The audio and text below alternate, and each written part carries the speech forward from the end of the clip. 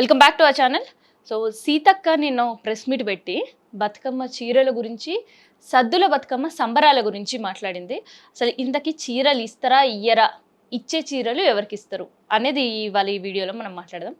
So మొత్తానికైతే బతుకమ్మలు ప్రారంభమైపోయినాయి.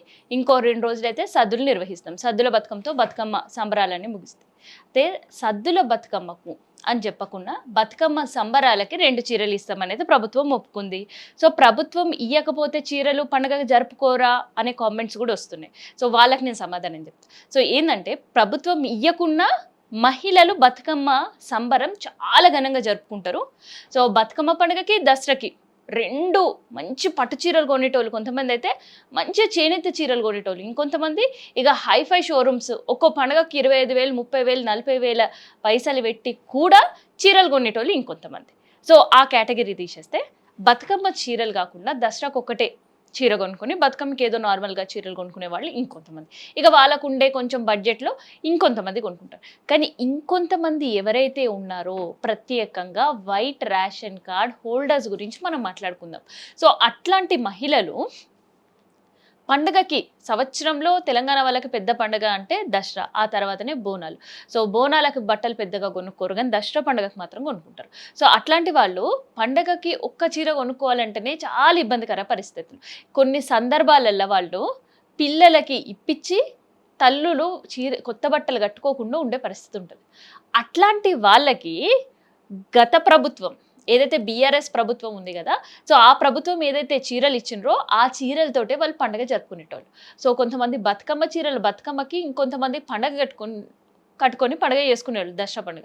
కానీ ఇప్పుడు ఆ పరిస్థితి లేకుండా పోయింది. సో గత ఏడాది అప్పుడే ప్రభుత్వం ఏర్పడింది కాబట్టి చేనేత అన్నలకు చేనేత చీరలు ఇయ్యలేము, నేయలేకపోయినామని ఎగ్గొట్టిన ప్రభుత్వం ఈసారి మంచి నాణ్యమైన చీరలు ఇస్తాం, పట్టు చీరలు ఇస్తాం, ఒక్కొక్క చీర 800, అంటే ప్రతి మహిళలకు 1600 చీర ఇస్తామని ఒప్పుకుంది. సో అది కూడా మాట తప్పింది. సో మేము అందరికీ ఇయ్యం తూచ్, కేవలం మహిళా సంఘాలు, సెల్ఫ్ హెల్ప్ గ్రూప్ వాళ్ళకే ఇస్తామని. ఇప్పుడు సెల్ఫ్ హెల్ప్ గ్రూప్లకు కూడా బతుకమ్మ చీరలు లేవు. మరి నేపిచ్చిన చీరలు ఏమైనాయి? ప్రత్యేకంగా బతుకమ్మ చీరల కోసం 300 కోట్ల రూపాయలు బడ్జెట్ ఏమైంది? సో ఈ మాట నేను చెప్పే కంటే కూడా ఒక్కసారి సీఎం సార్ చెప్పిన మాట విన్న తర్వాత మనం మాట్లాడుకుందాం. సో విన్నర్ కదా ఏమన్నారో, బతుకమ్మ చీరలకి ఎంత బడ్జెట్, ఏడా నేపిస్తున్నారు అనేది. అయితే ఇక్కడ ఇంకొకటి కూడా మనం మాట్లాడుకోవాలి. ఒకటి, బతుకమ్మ చీరలు మహిళలకు పంచుతున్నారు ప్రభుత్వం అనే దానికంటే కూడా సిరిసిల్లలో ఉండే చేనేత కార్మికులకు పని లేక ఇబ్బందులు పడి మగ్గాలు మూలగబడి ఆత్మహత్యలు చేసుకునే పరిస్థితికి వచ్చింది. సో వాళ్ళ ఆర్థిక కష్టాలు తీర్చడానికి మహిళల బతుకమ్మ చీరలే వాళ్ళను మొదటిగా ఆదుకున్నాయి. సో ప్రతి ఏడాది అటు ఇటుగా 6,000 మంది సిరిసిల్లలో చేనేత కార్మికులు బతుకమ్మ చీరలు నేస్తూ ఉపాధి పొందుతున్నారు. సో 6,000 మందికి దాదాపు 5 నెలల పాటు పని ఉంటుంది. సో 5 నెలలు వాళ్ళు సంపాదించుకున్నదో అడపాదడప ఒక నెల పనిచేసి మిగతా సంవత్సరం ఎల్లదీస్తుంటారు, మిగతా 6 నెలలు. సో అదనమాట బతుకమ్మ చీరలకి ప్రత్యేకంగా సిరిసిల్లలో వేయడానికి కారణం. సరే, ఇక ఈ కారణాలు పక్కన పెడితే గత ఏడాది చీరలు లేవు, అంతకుముందు ఏడాది బీఆర్ఎస్ ఏదో పట్టు చీరలు ఇచ్చిందంటే అంత సీన్ వాళ్ళకి అసలే లేదు. అందుకనే మహిళల కోపం వచ్చి వాళ్ళ చీరలు కూడా రోడ్డు మీద కాల్చేసారు. ఇంకొంతమంది బాసన్నులకు వేసి బాసలు తీసుకున్నారు. ఇంకొంతమంది పొలాలలో ఆ చీరలు దిష్టి బొమ్మలకు కట్టిండ్రు, పిట్టలు రాకుండా పొలాలకు అడ్డు కట్టుకున్నారు. సో ఇవన్నీ కూడా చేశారు. ఎవరిష్టం వాళ్ళది, కట్టుకునే వాళ్ళు కట్టుకుంటారు, పడేసే వాళ్ళు పడేస్తారు, కాల్చే వాళ్ళు కాల్చేస్తారు, దాన్ని ఇంకొకలాగా యూజ్ చేసుకునే వాళ్ళు యూజ్ చేసుకుంటారు. కానీ ప్రభుత్వం ఏం చేయాలి? ఏదైతే ప్రభుత్వం వైట్ రేషన్ కార్డ్ హోల్డర్స్ ఉందో అందరికీతో పాటు వాళ్ళకు కూడా ఇస్తారు. నచ్చిన వాళ్ళు కట్టుకుంటారు, నచ్చిన వాళ్ళు పడేస్తారు. మరి కాంగ్రెస్ ప్రభుత్వం పరిస్థితి ఏంది? బతుకమ్మ అయితే పేరే లేదు అసలు. తెలంగాణ రాష్ట్రంలోకి వెళ్ళి బతుకమ్మ అనే పేరు కంప్లీట్గా తీసేసారు. ఎందుకు నేను ఈ మాట అనాల్సి వస్తుందంటే, ఒకటి, తెలంగాణ తల్లి చేతిలోకి వెళ్ళి బతుకమ్మ మాయం. బతుకమ్మ చీరలు 5 నెలల క్రితమే 300 కోట్ల రూపాయలతో, ఇందాక మీరే విన్నారు కదా సీఎం సార్ ఏమన్నాడు. సో ఆ చెప్పిన తర్వాత ఈసారి బతుకమ్మకి చీరలు లేవని సీతక్క అనౌన్స్మెంట్. అసలు బతుకమ్మ చీరలు లేవు, మహిళలకు మేము ఇయ్యము. ఎందుకంటే ఇప్పటి వరకు చాలా మేము పథకాలు ఇచ్చినాం, ఫ్రీ బస్ ఇచ్చినాం, తర్వాత వడ్డీ లేని రుణాలు ఇచ్చినాం, కేవలం బస్సు ఓనర్లనే చేసినాం, బస్సులకు ఫ్రీ బస్సులు కాదు బస్సు ఓనర్లను కూడా మేము చేసినాం. సో వీటితో పాటు నేను ఇంట్రెస్టింగ్ కామెంట్ చేసింది సీతక్క. ఆ మాటలు ఏం మాట్లాడింది సీతక్క అని చెప్పిన తర్వాత ఫర్దర్ నేను చెప్తాను. బతుకమ్మ బోనాల పండుగ తెలంగాణ అస్తిత్వానికి ప్రతీక. ఈ నెల 29న సరూర్ నగర్ స్టేడియంలో రాష్ట్ర ప్రభుత్వం తరఫున బతుకమ్మ వేడుకలు నిర్వహిస్తున్నాం. పెద్ద ఎత్తున మహిళలు తరలివచ్చి విజయవంతం చెయ్యాలి అని పిలుపునిచ్చింది. సో ఈ పండగ మొత్తం ఎవరి ఆధ్వర్యంలో జరుగుతుంది? మహిళా కాంగ్రెస్ రాష్ట్ర అధ్యక్షురాలు సునీతారావు అధ్యక్షతన మహిళా కాంగ్రెస్ రాష్ట్ర కార్యవర్గం జిల్లా అధ్యక్షుల సమావేశంలో సీతక్క మాట్లాడింది. సునీతారావు గురించి మాట్లాడాలి. కాంగ్రెస్లో అసలు మహిళలకి స్థానం ఉందా? మాకెందుకు ఇప్పటివరకు ఏ పోస్టులు ఇవ్వలేరు?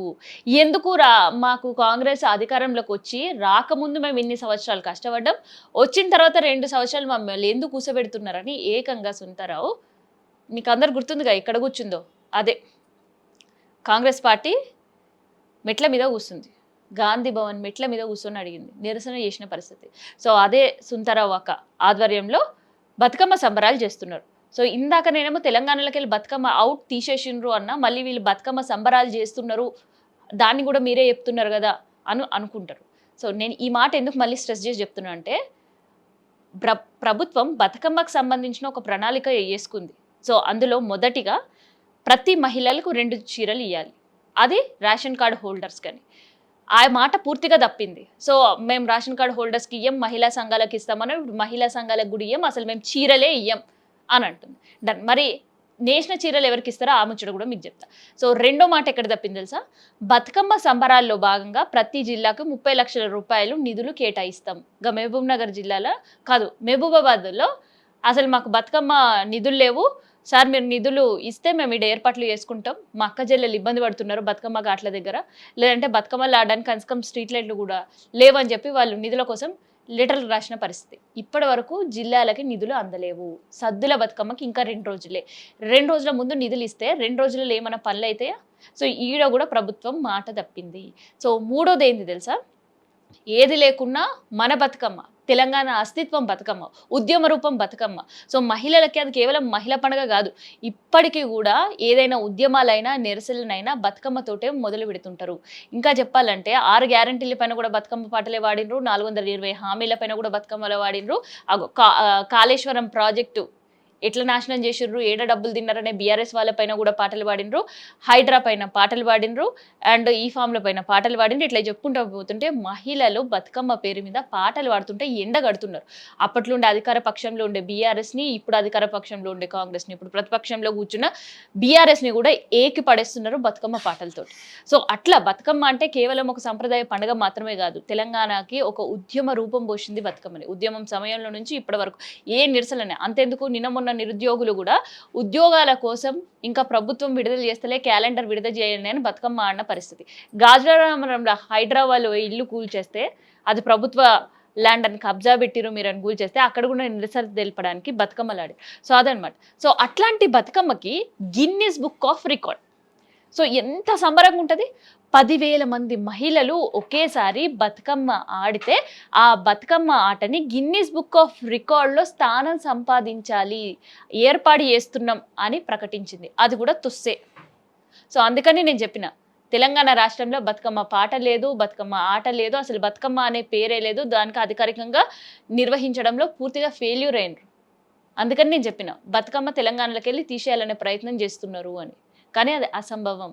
ఎందుకంటే ఏదో బీఆర్ఎస్ వాళ్ళు రాష్ట్రానికి బతుకమ్మ ఏమి ఇంట్రడ్యూస్ చేయలేదు, కవితక్క బతుకమ్మ ఆడితేనే ఇక ప్రతి గల్లీలా లేదంటే ప్రతి బస్తీల బతుకమ్మ ఆడే పరిస్థితి అంతకన్నా లేదు. వాళ్ళకంటే ముందు నుంచే ఉంది. ఇంకా చెప్పాలంటే నిజాం నవాబుల కాలంలో నుంచి కూడా ఉంది, గడిలలో కూడా బతుకమ్మలు ఆడిన పరిస్థితులు కూడా ఉండే తెలంగాణ మహిళలు. సో అట్లాంటి పరిస్థితి ఉండే బతుకమ్మ. సో ఇప్పుడు గిన్నిస్ బుక్ ఆఫ్ రికార్డు కూడా కాంగ్రెస్ ప్రభుత్వం తుస్సుమనిపించింది. సో బతుకమ్మకు సంబంధించిన ఏ ప్రణాళిక వేసినా ఇప్పటి వరకు ఆ ప్రణాళికలు ఏది కూడా అమలు చేస్తలేదు, కేవలం తూతూ మంత్రంగా మాత్రమే బతుకమ్మ పండుగలు నిర్వహిస్తుంది. సో ఇప్పుడు ఈ సరూర్ నగర్లో కూడా గిన్నిస్ బుక్ ఆఫ్ రికార్డ్ కోసం కాదు, సో బతుకమ్మ సంబరాలు లాస్ట్ సద్దులైనా నిర్వహించలేరని వీళ్ళు ప్రతిపక్షాలు ఎండగడతారని చెప్పేసి నిర్వహించాలి కాబట్టే నిర్వహిస్తున్నారు. సో దానికి సంబంధించి ప్రచారం ఎక్కడా లేదు ఇప్పటి వరకు. ఎక్కడ ప్రజలకు రమ్మని ఆహ్వానం కూడా పలకలేరు. ఇప్పుడు సీతక్క చెప్పింది కూడా ఎక్కడ అనంటే వాళ్ళకి ఇంటర్నల్‌గా ఒక సమావేశం పెట్టుకొని ఈ సమావేశంలో మాట్లాడింది సీతక్క. అంతే తప్ప ఇక్కడుండే తెలంగాణ మహిళలకు ఎవరు కూడా సరూర్‌నగర్ రండి సద్దుల బతుకమ్మ మనం అంగరంగ వైభవంగా ఘనంగా చేసుకుంటామని పిలుపైతే లేదు. సో మరి ఇప్పటివరకు బతుకమ్మ కోసం నేసిన చీరలేంది? ఆ చీరల పరిస్థితి ఏంది? సో బతుకమ్మ చీరలు అన్నారు. సరే ఇందిరా మహిళా శక్తి పేరు మీద అన్ని ఇస్తారు. సో ఇందిరా మహిళా శక్తి చీరల్ని మేము తీసుకోము అని కూడా ఇంకొంతమంది తెలంగాణలో ఉండే మహిళలు కూడా తిట్టిపోస్తున్నారు. ఇందిరమ్మ పేరు మీరు ఎట్లా పెడతారు? ఇందిరమ్మ పేరు మీరు పెట్టొద్దు. మేము ఆ ఇందిరమ్మ పేరు పెడితే బతుకమ్మ చీరలు నిరాకరిస్తాం. మేము తీసుకోమని. సో వాళ్ళు తీసుకోమని తేల్చి చెప్పినందుకు ప్రభుత్వం వదిలేసిందా? లేదంటే అసలు ఏం జరుగుతుందనేది తెలుసుకుందాం. మొత్తం తెలంగాణలో 1,65,00,000 మంది మహిళలు ఉన్నారు. 1,65,00,000 మందిలో కనీసం ఒక 1,00,00,000 మంది వైట్ రేషన్ కార్డ్ హోల్డర్స్ ఉన్నారు అనుకుంటాం. సో వాళ్ళు కూడా ఎలిజిబిలిటీ కాదు. సో వాళ్ళని కూడా తీసేద్దాం. పోనీ ఆ 1,00,00,000 మంది మహిళల్లో ఒక 70,00,000 మంది పోనీ ఒక 50,00,000 మంది మహిళలు సెల్ఫ్ హెల్ప్ గ్రూప్స్‌లో ఉందాం. సో 50,00,000 మందికి 2 చీరలు ఇయ్యాలన్నా కూడా 1,00,00,000 చీరలు అయితాయి. కానీ ఇక్కడ సిరిసిల్లలో నేసింది ఏంది? 65,00,000 చీరలు. పోనీ 65,00,000 చీరలు ఇచ్చి మిగతా వాళ్ళకి మేము మళ్ళీ ఇస్తాం అనే మాట అయినా చెప్తారు ప్రభుత్వం అంటే అసలుకి చీరలే లేవు బతుకమ్మకి మేము ఇయ్యం. పైసలు మీరే పెట్టుకోండి. మీ చీరలు మీరే తెచ్చుకోండి. ఇక సీతక్క చెప్పుడేంది? ఎవరి దగ్గర పైసలు ఉంటే వాళ్ళు తీసుకుంటారు. లేనోళ్ళు పాత చీరలు కట్టుకొని బతుకమ్మ ఆడుకుంటారు. సో సీతక్క చెప్తేనే ఇక కొత్త చీర కొనుక్కునే పరిస్థితి తెలంగాణ మహిళలకు లేదు సీతక్క. అయితే ఇది పక్కన పెడితే మరి ఈ నేసిన చీరలు ఏమైనాయి? ఇంత బడ్జెట్ పెట్టి 6 నెలలు సిరిసిల్లాలో ఉండే చేనేత కార్మికులు కష్టపడి నేసి ప్యాకింగ్ చేసిన చీరలు ఏమైనాయి? సో అవన్నీ కూడా ఇప్పుడు కలెక్టరేట్లలో ఉన్నాయి. అవును. ఇప్పుడు ఆ చీరలన్నీ ఏ జిల్లాకు ఆ జిల్లా కలెక్టరేట్లలో చీరలు ఉన్నాయి. బతుకమ్మ చీరలు. సో ఆ ఇంద్ర మహిళా శక్తి చీరలు అని చెప్పాలేమో బతుకమ్మ చీరలు కాదు. సో ఆ చీరలన్నీ ఇప్పుడు కలెక్టరేట్‌లో ఉన్నాయి. మరి కలెక్టరేట్‌లో ఉండే చీరల్ని ఎవరికి పంచుతారు?